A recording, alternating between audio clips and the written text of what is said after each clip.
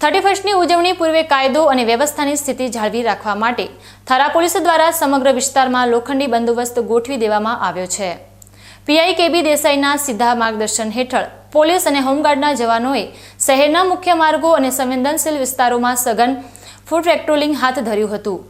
આવતીકાલે વર્ષના અંતિમ દિવસે કોઈ અનિચ્છનીય ઘટના ન બને તે માટે પોલીસ તંત્ર અત્યારથી જ સતર્ક જોવા મળી રહ્યું છે।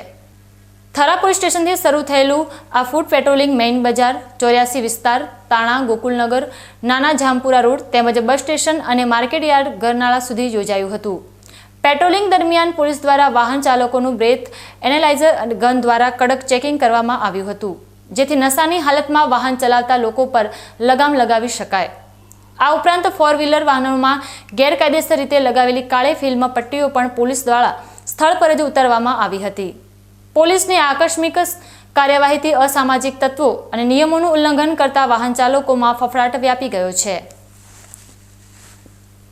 સમગ્ર ગુજરાતની અંદર 31 ને લઈને 31 ડિસેમ્બર એટલે કે 31 ને લઈને સમગ્ર ગુજરાતની અંદર આજે પોલીસ છે સઘન ચેકિંગમાં ફ્રૂટ પેટ્રોલિંગમાં ચાલી રહી છે। આપ જે દ્રશ્યો જોઈ રહ્યા છો એ ઓગળ તાલુકાના મુખ્ય મથક થરા જે વિસ્તાર છે ત્યાં આજે ફ્રૂટ પેટ્રોલિંગ કરવામાં આવ્યું હતું, જેમાં બ્રેથ લાઇઝર દ્વારા દરેક જે લોકો છે ગાડીમાં જે વાહન ચાલકો જે આવતો છે તેમને તપાસવામાં આવી। તેમાં જે બ્લેક ફિલ્મો લઈને ગાડી જે લઈને ચાલતા હોય છે તેમને બ્લેક ફિલ્મ પણ સ્થળ ઉપર ઉતારવામાં આવી હતી।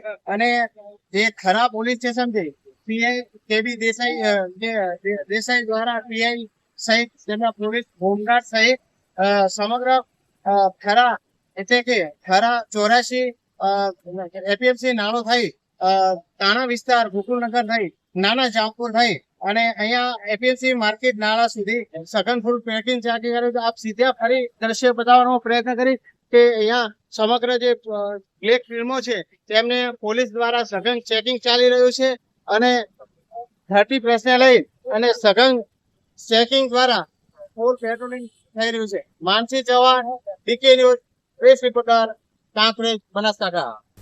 થરા પોલીસ દ્વારા કરવામાં આવેલી આ કામગીરીનો મુખ્ય હેતુ શાંતિપૂર્ણ માહોલમાં નવા વર્ષની ઉજવણી થાય તે સુનિશ્ચિત કરવાનો છે। શહેરના ખૂણે ખૂણે પોલીસની હાજરીથી સ્થાનિક રહીશોમાં સુરક્ષાની ભાવના પ્રબળ બની છે।